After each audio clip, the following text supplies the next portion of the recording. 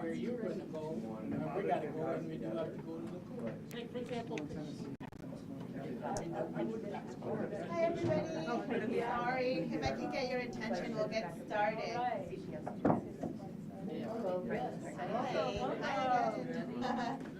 Thank you. So I want to welcome everybody to our second session. For those of you who weren't here on the first session, it was geared for the students or contractors or people seeking job opportunities after college. That's who we geared the first session towards. So just so you know, this session is a little bit different. It's going to be for providers, administrators, faculty. We are being recorded. The last session was recorded, and we will have a link. Quick disclaimer though, everything we say, shouldn't be construed as legal advice, and it applies today. It can change tomorrow, as we all know. Immigration laws can change like that. So, especially given that today is election day, things can change. So I just want to make sure that everyone understands that the context of the conversation we are having applies to individuals today and doesn't apply across the board to all individuals in all cases. So we always like to let people know if you have a specific case that you need legal advice, try to bring that to an expert so that they can see all the variables that apply to that case and give you the best advice. And I'm happy to be here. My name is Adriana Medina. I have put together with Itzel and Brookdale hosting us this amazing presentation. And we're just glad to have this conversation, especially with all you folks who are open to listening to what's going on and how we can work together to help undocumented individuals navigate through the job system, through employment, through entrepreneurship. So thank you for that. And we were going to have the attorneys that were here in the last session. Unfortunately, they had to go. But we have amazing experts still here that will help us answer a lot of the questions that you may have. And so what we're going to do is we're going to go and Itzel and I will run through some context on the topic. And then we'll go straight to like Q&A panel session. So any questions you have, please hold on to them. And then once we start the Q&A section, feel free to raise your hand and ask whatever question is that you have that may apply to some of your students or any individuals that you're working with. We'll be happy to try to get you an answer or at least guide you to a resource that might have the answer that you're looking for. Okay, and with that, I'm going to pass it to Itzel to introduce herself, and then we can introduce our experts. Hi all, my name is Itzel Hernandez. I do immigration policy for a living and then things like this on the side. I think that these are very important conversations that we need to be tackling as a collective. Both the folks that are hoping to get employed, the institutions that are giving a set of skills to folks, and then potential employers and or providers. So it's nice to meet you all and see so many new faces. my name is Carmela Waldron. I'm a tax attorney. Oh, I'm sorry. I meant to mention that it's for the streaming. Again, it's being recorded, so that's what the microphone is for. Sorry. I'm sorry. I should have mentioned. I mentioned it in the last session. I was like, I don't want you guys to think I'm crazy and then I'm just talking into a mic. But it's because it's for the streaming service. Okay. So, but I hope you guys can hear us. Can you guys hear us? Okay. I'll try to speak as loud as I can. Come closer. Please feel free to come a little bit closer. The only chairs that I just want to speak with my coworkers. That's about it. the only chairs I think that can't be used are kind of these ones because it'll block the screen. Oh no, that's okay. Thank you though. It's all right. Go ahead. All right, sure. My name is Carmela Waldron. I'm a tax attorney. I'm a partner at JLD Tax Resolution Group. I'm also an accountant, and I handle a lot of cases, especially I worked at an immigration firm in New York City for 5 years managing a tax practice there, so I've pretty much seen all kinds of tax-related issues in immigration cases. Thanks, Camilla. My name is Roy Hercules. I'm actually a senior tax analyst here at H&R Block. And I've been doing taxes, specializing in small business for the last 27 years. And a Brookdale alum. And a Brookdale. Cool. I too am a Brookdale alum. So, We can go over the agenda for this session. Again, it's a little bit different than our last session. In this session, we are going to go through some numbers. Itzel will speak about opportunities for the undocumented individuals and employers or providers that are trying to help. And then I'll speak a little bit on undocumented entrepreneurship. We'll go into immigration, a little bit into immigration risk, because like I said, our immigration attorneys are not here, but we could go a little bit above the surface and kind of just a little general information on immigration risks. And then Attorney Carmela will go through tax liabilities and immigration tax information that she can help us kind of decipher. And then Itzel will close us out with, you know, where we can help and where change is needed. So we can go ahead and start. Thank you. So I just want to be able to kind of frame this conversation in the context that it deserves to be had. Here's a little snapshot of what we're talking about when we're talking about a pool of 11 million people that are undocumented, a huge majority of which already work in the U.S. In different circumstances. To better understand the population, for the 11 million people here, 51% are originally from Mexico, 14% are from Asia. Just because you see that 51 from Mexico and that 14 from Asia does not mean that the incoming migrants are mostly from Mexico. There's been a shift, actually. Some of the largest amount of migrants coming into the U.S. Are actually now from China. Fairly close afterwards is folks from India. So the trends as to who's coming is changing a little bit. 60% of folks that are undocumented in the U.S. have lived in the U.S. for over 10 years. 74% are between the ages of 16 to 44, so prime working age is still. They pay $23.6 billion in taxes every year, and from that 11 million, an estimated 1.3 million folks are still considered youth, which is under the age of 25 and are currently in the United States. In our state, some of the trends kind of reflect the national picture. 21% are from Mexico, 11% are from India, 7% are from the Dominican Republic, $587 million in taxes that they pay every year. The sixth highest in the nation. So the 500,000 undocumented people in the U.S., in New Jersey, excuse me, are some of the most contributing group of immigrants compared to other states. 60,000, which are between 16 and 24, and every year our New Jersey high schools graduate 4,000 undocumented young people every June. Monmouth County, to be a little bit more specific, you can see some of the numbers there. Again, we have an overall population that has been in the county for more than a decade, so most of the folks that are here in the situation are established. One of the most common things to see are what we consider an immigration mixed status family, where perhaps a parent or a caregiver might be undocumented, someone between the ages of 23 to 28, maybe as young as 18, might be a DACA recipient, which is Deferred Action for Childhood Arrival, which entitles them to a work permit.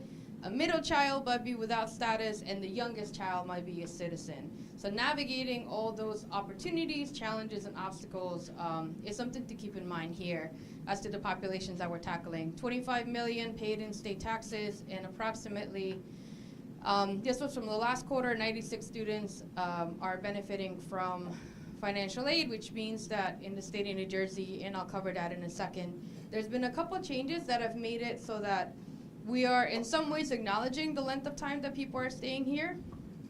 And in others, it kind of solidifies the fact that these populations will continue to be part of our communities for the long haul.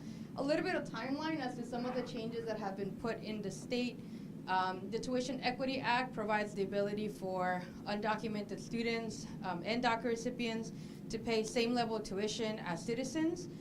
So that's a huge shift from what we used to have prior to 2013. What that means, we'll discuss in a little bit as what the picture paints. In 2018, there was the alternative financial aid that was put into play, which allows for folks to get state financial aid only. And you have to have been in a New Jersey high school for 3 years, and you have to have graduated from a New Jersey high school only. If folks don't meet that qualification, they're excluded from the aid from the state.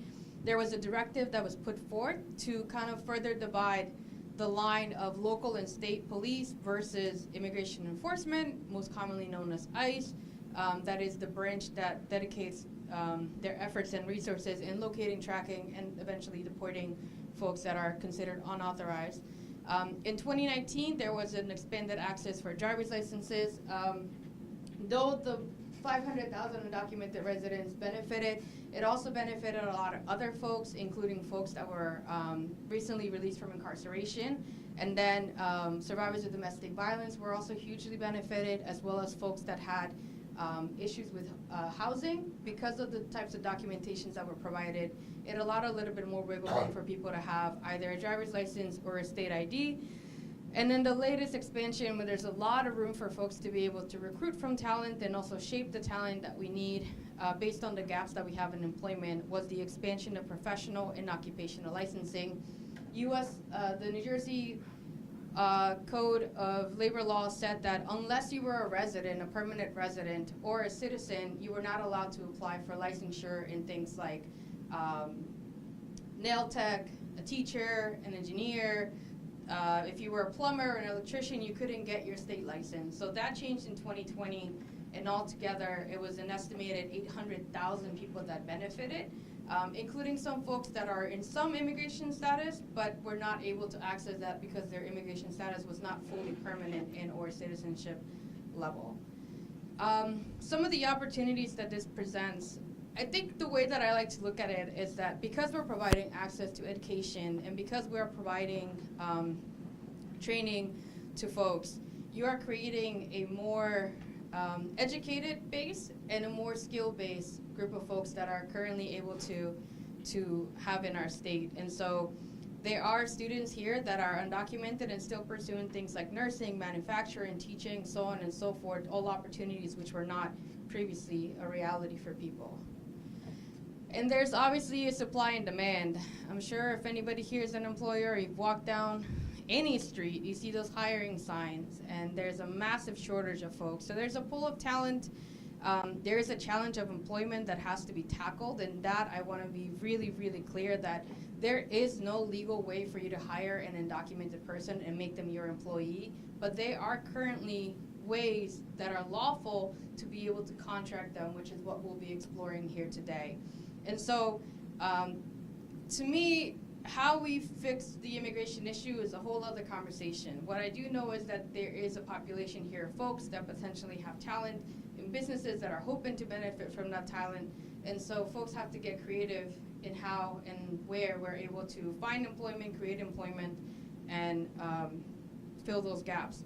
And again, the attorneys are not here, but they would have said the same thing. Unfortunately, if the question is, so how can they become citizens? I hate to break it to you, but most undocumented people do not have a pathway to citizenship. So again, it's an ongoing topic of conversation that we should be having. And unless Congress acts in the next couple of years, this will be a problem that we'll continue to have in our, a solution that we need to find for. And with that, I'll pass it over to Adriana to talk a little bit about entrepreneurship. So, ending it with, there's absolutely no way you can legally work here. It's probably not something you wanted to hear. But like we said in the last session, it is important for us to get creative when we're looking to employ individuals who are undocumented. Obviously, ideally, we would like them to have Social Security and go through the hiring process like everyone else, but when it comes to actually going through hiring someone who is undocumented, things are a little bit different. Nowadays, it's with the internet, it's easy for you to find gig work, contract work, temp work, get a side hustle, if you will, So although individuals can do that, what does that mean for employers? I think that it's important to let employers know that it is possible to hire individuals for a period of time or just for a specific project, and it's completely legal to do that. So how you would do that is that the individual would have to be an independent contractor. And what that means is, and our tax attorney will go in depth with what that means for tax liabilities and for employers, but that means that this person will have an ITIN number, an EIN number that they can bring to you, and that then you can hire them. And it doesn't necessarily have to be that they have, they majored or they graduated with a major and that's the type of job that they're going to be employed as. It could be any employment. It could be any type of skill that they're offering or service that they're offering that they are looking to get paid for. They can and should get an ITIN, an EIN, and try to get income that way. You know, a lot of the examples that we have is some marketing, online jobs, or if you are hiring someone for work at home or childcare services, different types of trades that they go to trade school and you need them to come in and fix something. They went to do some electrician courses and you're looking to help something simple where you're looking to have them for a small period of time. You can do that. So telling people and employers that that is an option is very important here. We can move on to the next slide. And that's some of what I spoke about. What are the pros and cons? And this is important for employers to know. I know that a lot of service providers come to us and ask us, what are we supposed to tell employers? They don't think that there's really any pros to hiring someone as an independent contractor, or they're nervous about it. But this is what it means for an employee. An employee can have flexibility. They can work from any location if it's something remote. So you can offer a job or a gig remotely, and all you need is their EIN or ITIN number for them to get paid. So they have open options. But as an employer too, you're not responsible to give them benefits or any tax implications. There's certain loopholes, or maybe not loopholes, but there's a lot of benefits as an employer when it comes to contracting someone for just temp work.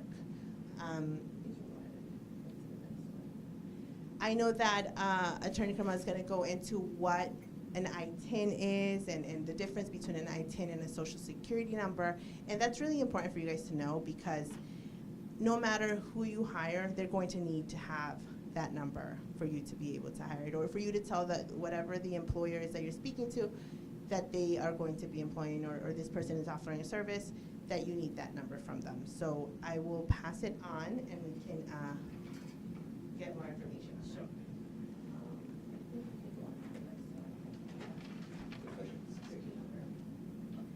Social Security number is a 9-digit number, and with that Social Security number, you're basically working on the books, and you're paying Social Security and Medicare tax. But most importantly is that you're eligible for certain credits, like child tax credit or income tax credit. And then also, if you obviously receive income, you're required to file tax return. No undocumented individuals do not have a social Exactly, security. exactly. So undocumented aliens, what can you tell us about what this means? So an undocumented alien is the person who does not qualify for Social Security number. So that's a person who has overstayed their visa, or they're not qualified to receive Social Security number at this time. So those are undocumented aliens. Okay, U.S. residents and non-residents. So someone that is a resident has a green card and also is required to file a tax return. And someone that is not a resident does not have a green card and does not have a Social Security number. But they can still file that. Yes. Yes, they can. And then what is an ITIN number? Sure. ITIN stands for Individual Taxpayer Assistance, Individual Taxpayer Identification Number. And ITIN is what you use to apply to get this number, so you're able to fill out this form called a W-9 form that you receive from your employer, and then your employer will give you something called a 1099 and use that to report on your taxes. And there's certain conditions where you have to apply for an ITIN. Sign on W-7 application. Oh, good.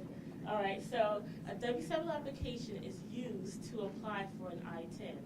And I stress that it's filled out by someone that is qualified, because if there's information that is not correct on that form, your application will be denied or it can be delayed.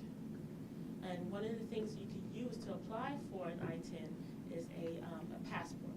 But if you don't have a passport, I help many people who don't have a passport to still apply for I-10.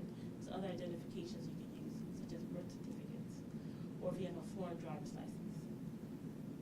Can an individual file for a W-7 online? It's a form that you send out? No, it's something that you have to fill out. And also with my clients, I file a W-7 application and also prepare a tax return. And also, I can also state that you can also apply for an I-10 for a spouse or for a dependent. In many cases, like I help out people who want to apply for an I-10 if they want to apply for financial aid for school. You can use that W-7 application for that. And is it an I-10 number, you can apply at any time, at any point in the year, or does it only have to be in tax season? Most cases during tax season, or if you have a business, you should also apply for an I-10 because that way you'd be eligible to get an EIN, employer identification. So independent or individuals who are undocumented and want to become independent contractors should be filing this form with the IRS? Yes, you file that with your tax return. That's correct. So that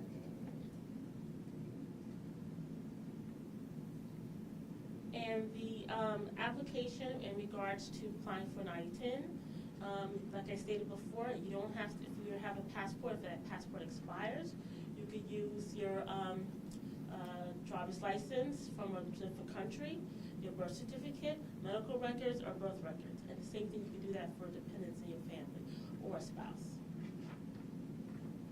Is this something that employers can help the contractors file if they want to hire them, or is it something that the individual has to file on their own? The individual has to file on their own. That's correct. And also, I can also state that if you have a spouse that's not working, you could also apply for an I-10 for that spouse. The reason why is that when you decide to, that person wants to file for citizenship, it shows that you're married, filing jointly, you're both living in the same household, and also it can help you save money in taxes because you're filing a tax status of married, filing jointly. Okay. Just Yes. a question. If you're an international student, maybe on an F1 visa, is this something that could be pursued, or would it be in violation of their visa? Yeah, I think in our previous session, the immigration attorneys talked a lot about that, working, they don't really recommend you at all working if you have a student visa. Understood. It's a Exactly. violation of that. I have the recording of that first session, Okay, I'll which check is that. super useful. Yeah. especially with your Yeah. Cool, access. thank you. Don't violate the status. Exactly. They say. Yeah. Yeah, there's definitely some, and that's part of the immigration portion where there's definitely some statuses that, you might trigger, the risk is way greater than the reward. Okay. So you have to be very careful of what you advise maybe a student visa holder, a visitor visa holder, on whether or not they can actually be employed and what that would cause them. Because maybe, again, like the attorney said, it's not short term, but long term, it might actually come back and put them under the scope that they do not want to be in. Yeah. And so you have to be careful with people who hold visas specifically. When it comes to undocumented individuals, there are other risks, but as far as student visas, yeah, they repeated it probably a few times, and you have to just abide by what their visa states, which is that they can't be employed, or if they are employed, it's because they've proven that they need income. If I may add, anyone that has a visa entry should follow the visa rules, and not just because I decide to do something else, I do something else. Follow the visa rules and do what needs to be done. Don't think that just because somebody said, oh, I did something else, it's okay to do it. That person may compromise their future doing so. Because you mistreated the rule of the visa, any kind of visa, you are barred to coming to the United States. 3 years, 10 years, depends how bad you mistreated and misused those visas. Can I just pause here 1 second? This is actually, we may understand that intellectually, we might get that. But there are conversations that I've heard where students asked about it. Well, what if I just do this? Or what if I just do that? You know, so it's really relevant not only for us to know not to violate the rule, but to also communicate why others shouldn't too, and make that really clear, because that exact thing has come up. So I just wanted to put that out. Because the other thing is, they're not a student, whatever I get. I'm a foreign student, I finished my 3, 5 years, 7 years, whatever it is, I'm studying, and then I will go back to my country, because guess what, I love my country. I don't want to be here. Life change, can change, and you are now 20 years later, trying to get back over here, or trying to now, since you never left, now you're trying to become legal resident of the United States, and now you're barred, and you may even be deported after you spend 30 years of your life in this country. So it's very important to whoever asks the question, this is your visa, stick with what your visa say, do not go outside of the path. I'm just Yes. going to add, the lawyers had said only in the case where there's a financial need for an Yeah. F1 visa student, if something changes and they don't have the money anymore to pay for it, so there's a real financial need, in that case, then they can apply to get a work permit. Yes, But yes. that is one of the exceptions to the rule of that specific visa. They have one visa, because there's a D visa, there's a H visa, J visa, there's plenty of visa. And each one has their own rule and regulation. So something that maybe with an H visa can be find a way to go around it and be able to work, does not apply to a J visa or to an H visa or whatever. Question in relation to your point is that if you have a student with a situation like that, financial, where do we send them? So To get good advice. You definitely need to send them to an immigration attorney who specializes in those type of visas, because not all immigration attorneys do that type of work.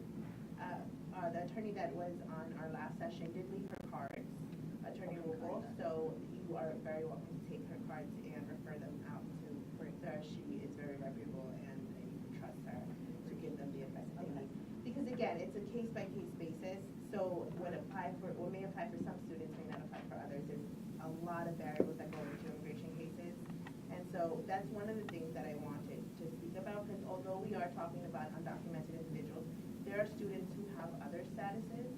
You have asylum seekers, you have DACA recipients, you have someone that may be in an immigration process that didn't necessarily have or eligible for status. And so to know the difference, you have to understand that although an individual can be in immigration process, so they might have applied for sponsorship by a family member or a U visa, they were victim of a crime, or a victim of abuse by a U.S. citizen husband or spouse. You know, you can definitely start a process that might end in legalization, but in that process, you're still undocumented because you will still have no status. U visa is a perfect example. You know, we see a lot of cases of victims of crime that apply for a U visa, which results in lawful permanent resident status. But the wait for those is going on about 7 years. So you don't really get a work permit right away. And so you have to be careful that you don't tell them, oh, well, you know, since you have immigration status, you can probably get a work permit, or you have to refer those out to attorneys that can explain to them what the process is for them in between and what they can and cannot do, and what the decisions that they make as far as employment, how it can affect them in their immigration process. And because if you have an individual that started a process and they go and use a fake social security number, for example, which we spoke about in our last session as well, if they use a fake social security number and then they want to adjust or they want to file for adjustment, U.S. citizenship, it'll come back and in many ways affect their process. They might not even have a process anymore after that. So to to be aware of the difference between status and process is really important. And you can always ask the individual, have you applied for any kind of immigration process? Did you file any applications? To get an idea whether or not they are those kind of individuals who are kind of in between. But either way, you should always refer them out to an immigration expert, as far as like what their visa, especially if it has to do with the student visa issue. Because student visas, anyone who comes in with a visa is bound to the rules of that type of visa and that category. You have to be careful. Same thing with documented individuals, people who have DACA. They have to abide by to be able to renew every 2 years. So if they get in trouble and they jeopardize their status, they might not be able to renew their DACA anymore. And so you don't want to be that person to misinform them. So definitely try to ask as many questions as possible to try to figure out who you're going to be sending them to. But that's one of the topics that I really wanted to talk about was that, the status versus process, because you'll find a lot of individuals, they don't even know themselves, especially college age, sometimes their parents started it years ago. And so they may have come into the country when they were younger and they're just pending. Their process is pending and they don't really know what's going on. And so you have to be aware that there are mixed statuses throughout the community. And so you may have a sibling that is a DACA holder that you might give a specific resource to that you might not give the other siblings fully undocumented other resources. And some of the resources that Intel spoke about in the last session was, where they can go to actually start their businesses and go from zero to finally getting contractor status and being able to be employed if eligible to do so. So we're going to go into some Q&A because I do have some questions that were sent to me that I was able to gather that we get often. And so, but please feel free to raise your hand if something, if you want to ask us another question or if something triggers something and you want to ask Roy or Attorney Camilla, or even Andrea, who's here from H&R too. He's here with Roy. So again, if you have any questions, feel free to raise your hand. But Attorney Carmela, one of the questions that we asked was, how does filing taxes affect, employer versus employee as far as independent contractors? Oh, okay, sure. So once you have your ITIN number, you have to give to your employer a W-9 form, and your employer will give you something called a 1099, and that's what you use to prepare your taxes. And how it affects is that you report your income and your expenses on your Schedule C, and your employer, he or she will be able to deduct the income that he paid you or she paid you during your time of work. So in other words, it benefits both parties by having an I-10. An I-10 will help you obviously report the income and expenses on your taxes, and then it helps your employer because he or she be able to deduct the income that he or she pays you. So that person also would save money in taxes. And also, it's much better than being paid in cash for reporting purposes. And it's just much, much better than having that ITIN number that benefits you and the employer. Another question that I was going to ask in the last session that we didn't get to was individuals, undocumented individuals who have worked cash before and now have to start a process and want to file taxes. Is that possible? Yes. Yes, it is possible for our undocumented if they come in and they have some kind of an income and that return is created, they would then apply for the W-7, the I-10 form. Once you get your I-10, now that number, you can go ahead and use that number to create the EIN number, which is the one that you would give W-4, like everybody that has a regular job files and fill out the W-4 form. Now, the employer or somebody that's hiring you, I can't call them employer because you're not exactly an employee.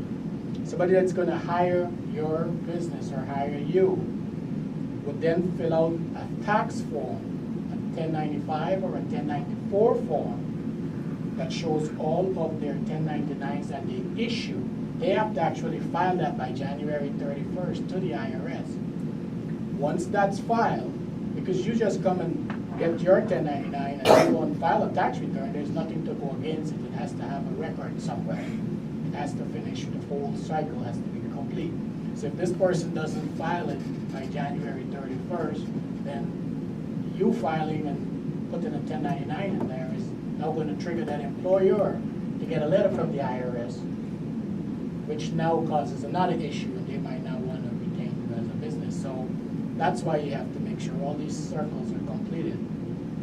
The employer has to file first, then they issue you the 1099. Okay? Now, the other thing that gig workers, a lot of gig workers, or you sell on eBay or whatever it is that you do. Now, the law has been passed that eBay is sending you a 1099K. And I see this senior citizen comes in with a 1099K for selling her few things. Why? Because she sold more than $600. If you're an employer and you pay somebody more than $600, that's where you would have to file that document. Okay, so we've been seeing a lot of people suddenly show up because PayPal is now registering, Venmo, all these people are getting, the monies that they're sending, you know, are getting paid by these online platforms. So especially for gig workers, be very careful how you're being paid. They might send you that K, or they might send you it's now called the 1099 for non-employee compensation. It used to be a miscellaneous form where all kinds of stuff were on there and things were put in the wrong boxes and all kinds of stuff. So now it's just a 1099 NEC.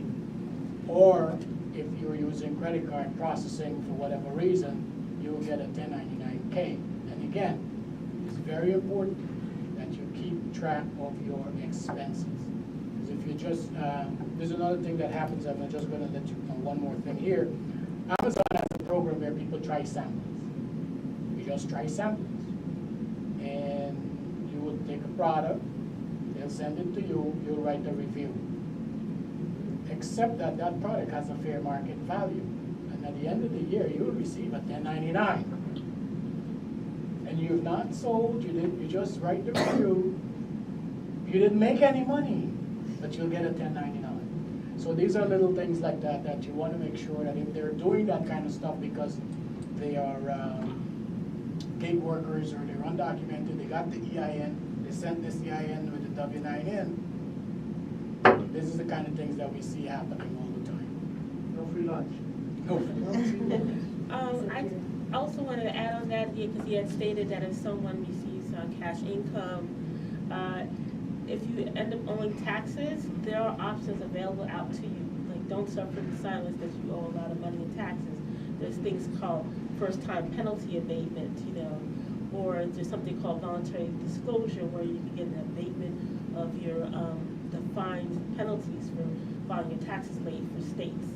So there are options, and if you owe a lot of money in taxes, there's something called an offer in compromise, where you can say basically to the IRS, my income is more than expenses.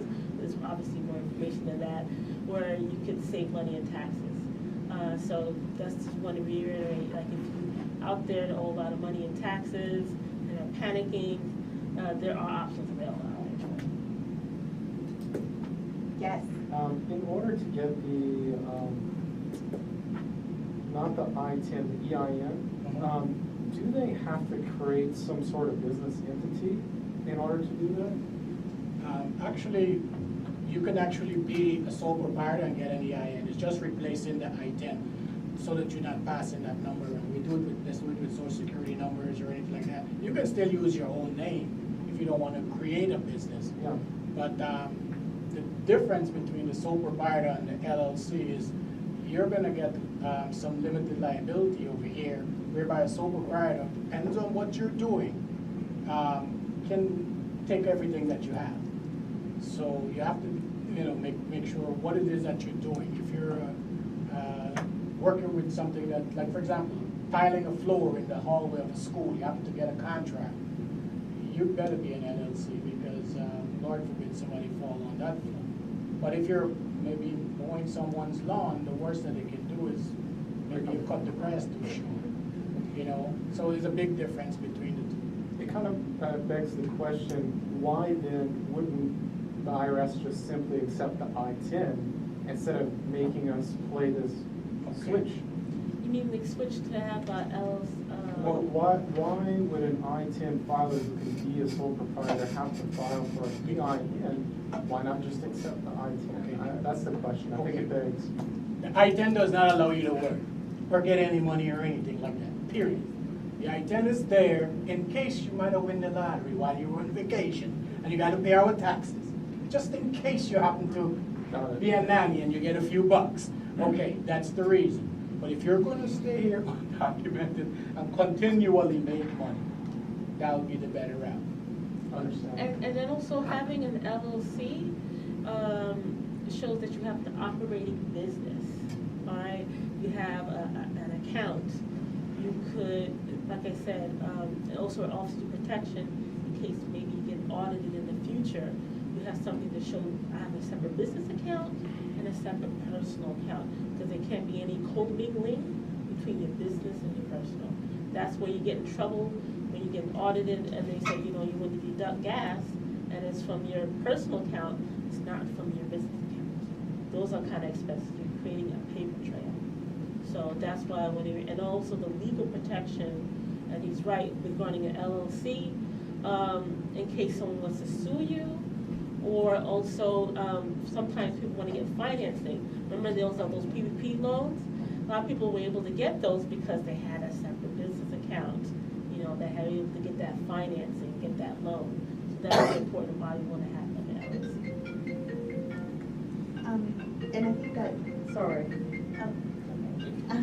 I think I have a follow-up question to that. So how does, if at all, does it affect an employer or someone who is contracting the service of an independent contractor to hire someone who has a sole proprietorship or an LLC once they file their taxes? Does that even affect them in any way? For an employer or a person that's hiring a Yeah, we contractor. have to be careful, employer and employee. Employer means you get a W-2 form and you come to work 9 to 5 and you go to lunch and you go back with this, and that's a big difference from an independent contractor. But some of the benefits of hiring independent contractors, one, you don't have to pay workers' comp. You don't have to do your a 941 or 944s every quarter, so you don't have to pay the Social Security tax, Medicare tax, none of that stuff. So that's one of the things. You don't have to pay the workers' comp, and you don't have to pay. So a lot of employers are looking to that aspect. And unfortunately, it's unfortunate that undocumented, for example, if they have to pay the minimum wage in New Jersey, whatever it is, $15 an hour, right? They can tell you, look, I'm going to contract you for $50 a day. And it's up to you now to decide whether or not you're taking the job. But since you're undocumented, you probably will take it at the company.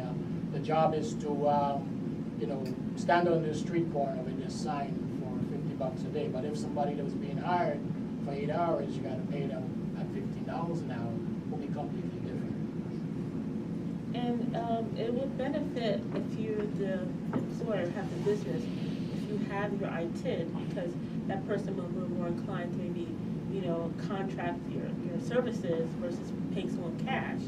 Because you don't want to be in a position like I have a case right now where the person paid day laborers cash, reported on his taxes, and now he's going to end up owing $70,000 to the government because he hired someone without an ITIN. So it benefits that way by having an ITIN. So now that you've hired someone who's an independent contractor or has an LLC, does it affect the employer, again, quoting my employer, if that person at the end of the year doesn't file their taxes? How does that affect the person that hired them, if at all? No, it wouldn't affect at all. No, no, it wouldn't affect it at all that person. As long as you file your part of the taxes, which is your 1095, showing that I paid this person, that's all that matters. As long as the employer did their due diligence, and they're not hiring an undocumented Jason Strollo. Hope nobody named Jason Strollo. But Strollo Incorporated is the person that they might have hired. See the difference? They didn't hire this person, they hired the company. So as long as they file their documents and they're up to par, they have no problem. Exactly, and like I said, it benefits that person because, again, save money in taxes can be deducted as expense with the 1099. And so as someone who is contracting a service or getting someone for a specific temp job, once you contract them, at what point can you just give them like a check and then do your own taxes, or it becomes a 1099 after what amount that you pay out? It has to be more than $600. Yeah, $600. So As soon as you pay them more than $600, once you pay an individual over $600, you need a W-9. Yes. you need to file a W-9. Is that annually? Yes. Yes. Do any of you have any other questions? I know that I got bombarded with questions from in the last session because we had a lot of immigration questions. You are welcome to ask immigration questions because we do have some of the answers still fresh in our mind. But we went over in the last session I-10 versus Social Security for that reason. Like Attorney Kamal said, you have to be careful when you tell someone, you can be employed, use whatever number you have or file for an I-10 and they go and they file, but then they never file taxes. There are implications. I think one of the questions that we had last time was if someone doesn't file taxes for a year or two, can they go back and file taxes if they need to? Yes, but it's, like I said, it's best to speak with a professional because there may be some years you may not be required to file taxes for, and then you don't want to put yourself in a hole where you end up owing taxes that you didn't have to pay. So you can file back your taxes. But if you do have a Social Security number and you're only allowed for a refund for the past 3 years. Did you want to add anything? So we see a lot of clients that would come in and they were sent by an attorney that they needed 10 years worth of tax returns. So we would have to they would bring their documents. If they were being paid cash, we would need them to recreate their ledger. How much cash, how much expenses, and so forth. Once they recreate those documents, we can then file the tax return. Now, if they did not get an I-10, we have to file for the I-10 first. The reason why is if you don't file your taxes in 3 years or you didn't use the I-10 for some reason in 3 years, it's gone. You have to redo. You have to redo the whole process. But every year by filing, you're basically renewing it. So that's one of the good things. But yeah, we'll see people coming in and we have to do 10 years worth of tax returns. Now, like the attorney was saying, before the 3 years, if you're getting a refund, you get nothing back. However, if you owe, you have to pay. Now, some of the credits that you can qualify for using your I-10 would be the child tax credit, the advanced child tax credit, the American Opportunity Credit for Education, and the Lifetime Learning Credit. And there's one other credit that expires in November 17, the Recovery Rebate Credit. So since it expires November 17, anybody that knows anybody need to get into the office before November 17. And why saying that seeking a professional, because there's some years that you don't have to file 10 years of taxes.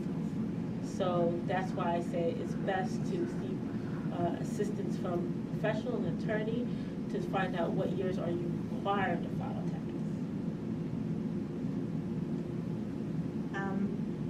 Are there any business structures or other type of business structures that people can apply for that undocumented individuals cannot or are illegible to apply for, or they can open any type of You can business? open anything. Yeah, anything. Anything. Once you have an EIN, you can open anything.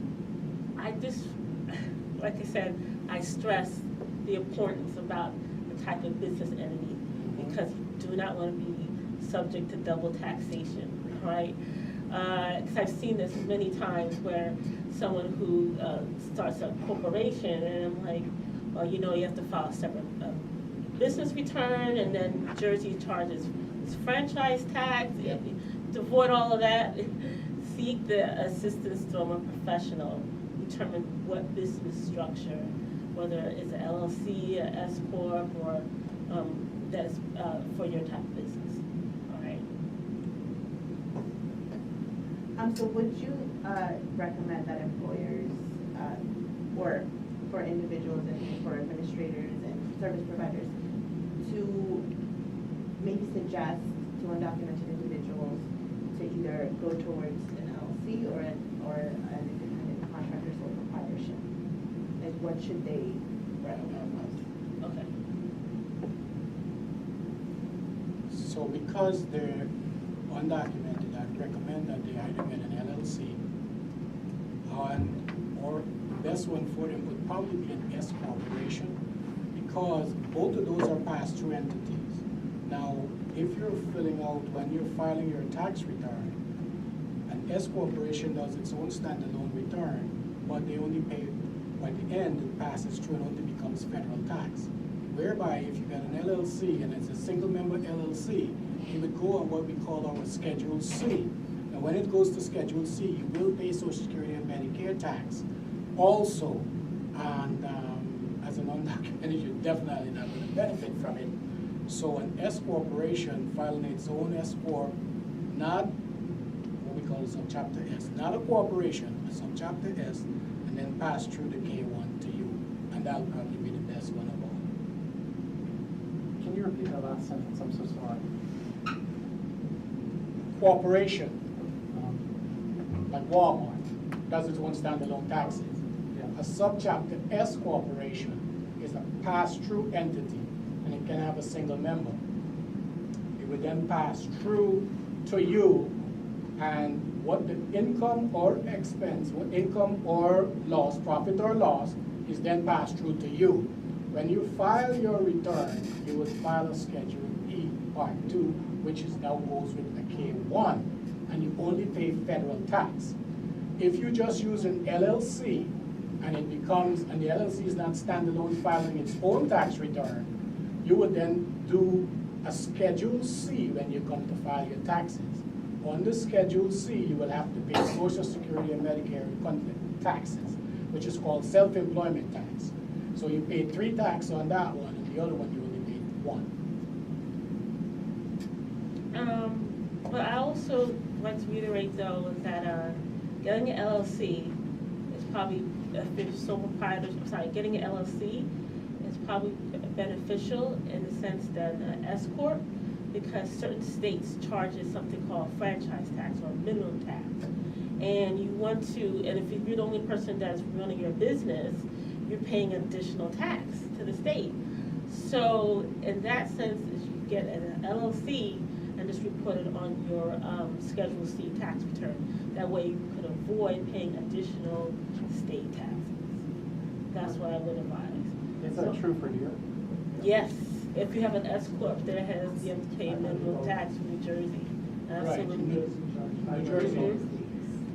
Right. Do we have a follow-up question? I got a little confused in there, I'm sorry.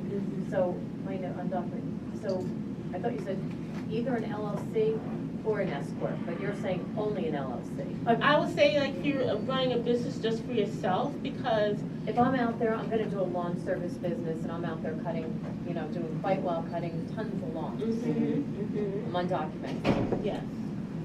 What are you telling me?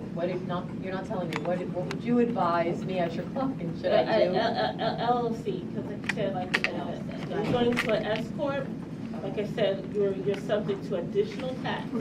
But if I do that LLC, I have to pay those. No, if you do an LLC, You report on your Schedule C, and you're not subject to additional minimum tax for S corps in the state. I'm looking at states like New York, Jersey, so that's what I mean. Right, but just remember, any income you have is going to get taxed at the state level regardless. So either going to be taxed at the state percentage.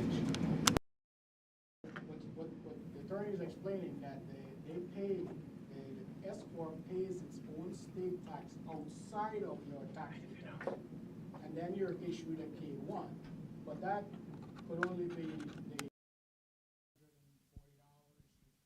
New Jersey, whereby you could be owing a lot more when you come to actually filing it on a Schedule C. So that's the only thing you got to be careful with on the Schedule C. If you're making a profit, New Jersey taxes could be as high as 4 to 6% of what your profit might be. So is it safe to say that it depends on how much income you're bringing in on what is more convenient to file under?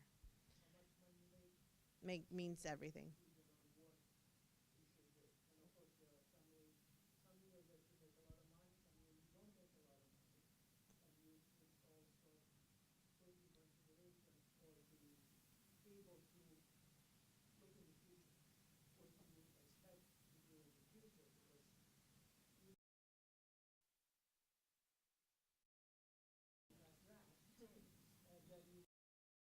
And you have 16 people now working for you. Right, you have a sign on the back of the truck. At that point, it's a whole different situation. At that point, an S corporation might be a better choice. Can you switch back and forth once you decide the business, You need to close one and open the other. one? And it's not worth to do it every year. Because this year, yeah. And I'm going to open an LLC because I don't pay that $500 to the state. You can switch from LLC to S corp, yes, you can do that, but you can't do that again. You cannot go back and forth every Yeah. year or every 2 years. It's not worth it. Noted. So what would be your advice as to the first steps that service providers who work with undocumented individuals seeking to enter the workforce, where should they start? What should be step one of, now that they want to get employed and now that they want to maybe start their business, where do they go first? Or what do they file first? Okay, first thing they will file is applying for an I-10, filing a tax return, and also, like I said, each situation is different because you have to look at the household. Because like I said, you can save money in taxes filing together with a spouse or claiming independence. Because like I said, the household may be eligible for certain types of credits that will benefit the household as well. And then, like I said, if you decide to either start your own business, that's where you could apply for an EIN. And then also ask from your person who's hiring you something called a W-9 form for you to fill out and give that to the person that's hiring you. So that person gives you a 1099 NEC, that's what it's called.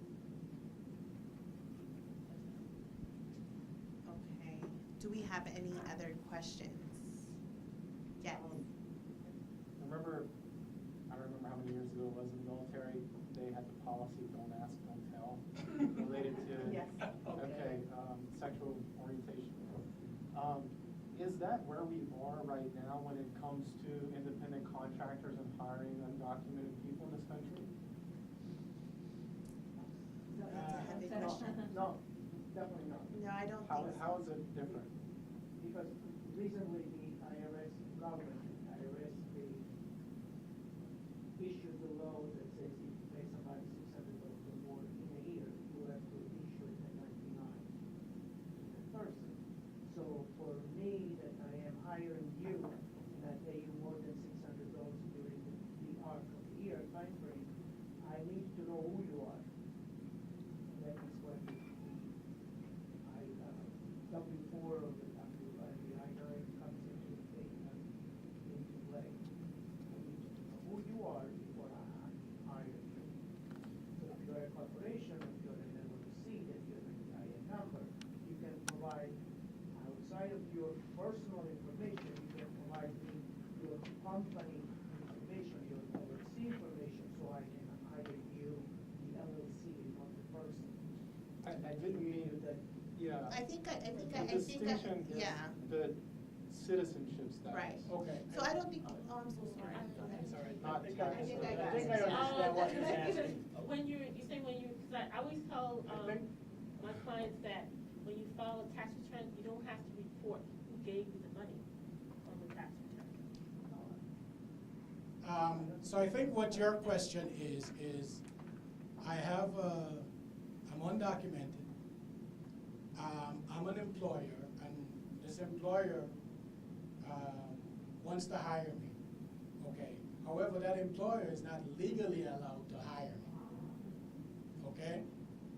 That's why I might have babysat and I got some money and whatever I did, and I got some money. I'll file a tax return.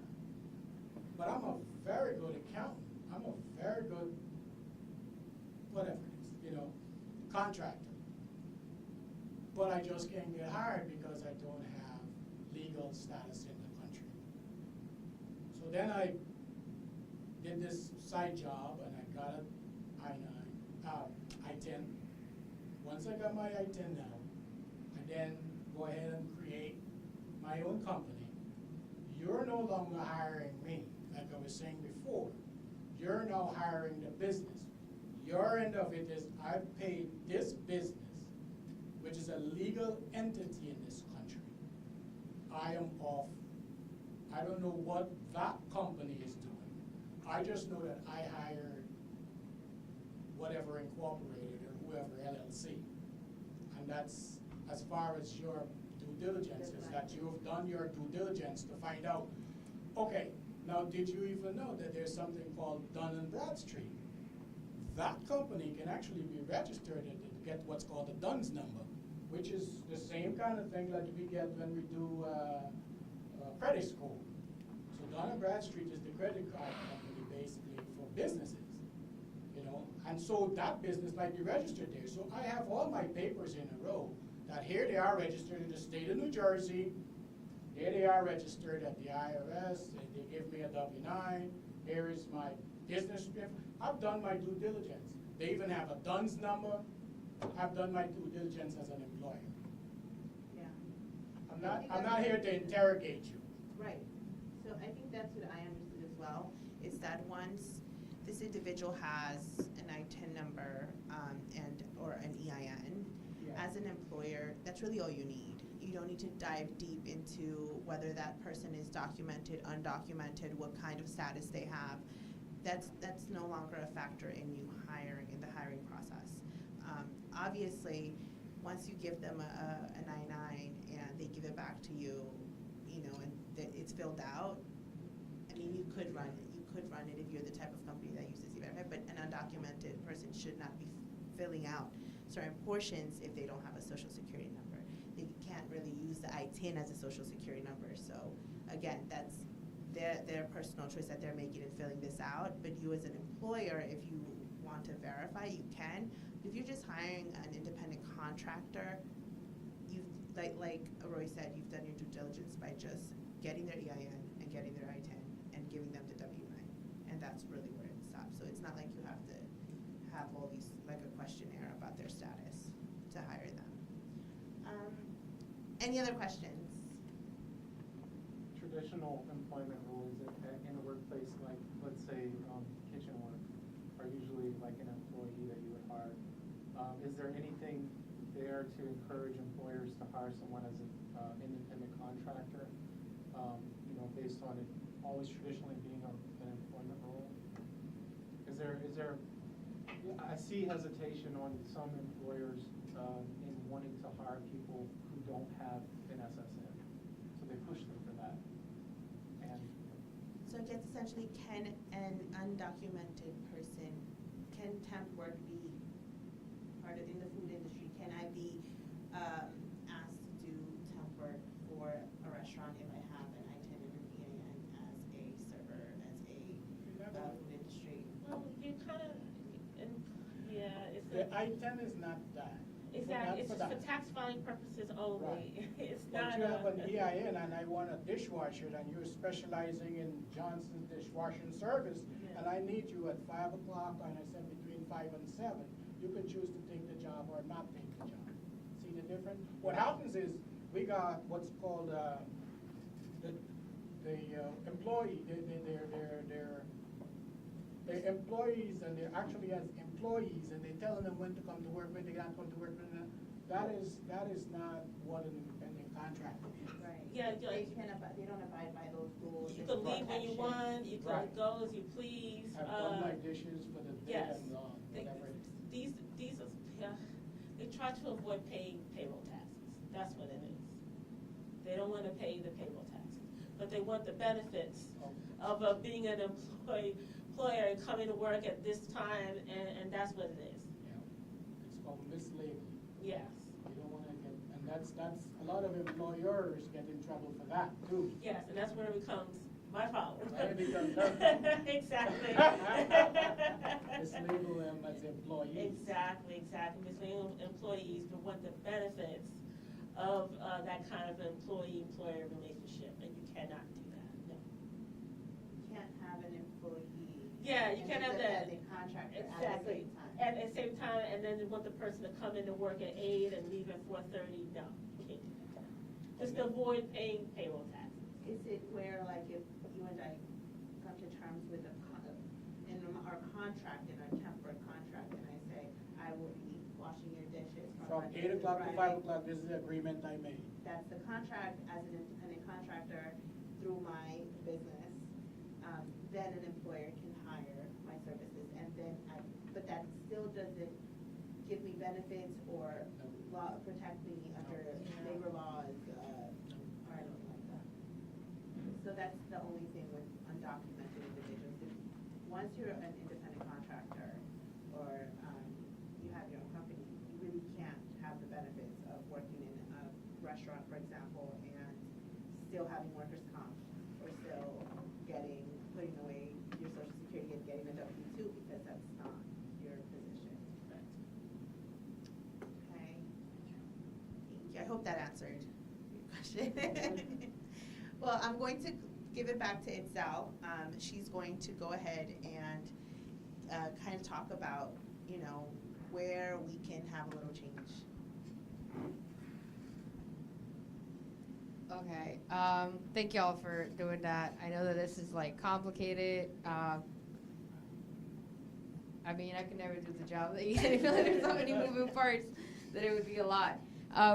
Sort of to bring us back to where we started, these types of issues, how we can make sure that whether the students that we service that might be in different immigration statuses or the folks that we're hoping to hire might be people that can supply us with the kind of skills that we need, there needs to be a lot of innovative solutions. I think that one of the best places right now that is laying out interesting ways to weave together work programs is out in California, probably to no one's surprise. They have some of the most experience with these populations. There's a group called Immigrants Rising that actually focuses on undocumented entrepreneurship, including the ability for folks to even create community funds where you can then do seed investments in businesses. So there are really creative solutions where there are community and industry partnerships in which undocumented entrepreneurs or undocumented community members or something that is not a resident and a citizen, and there's hundreds of status between that. And that's a whole other presentation for the other two attorneys to come and explain to you how people can be in so many different statuses and how long in one particular status before they move to a different status are coming up together.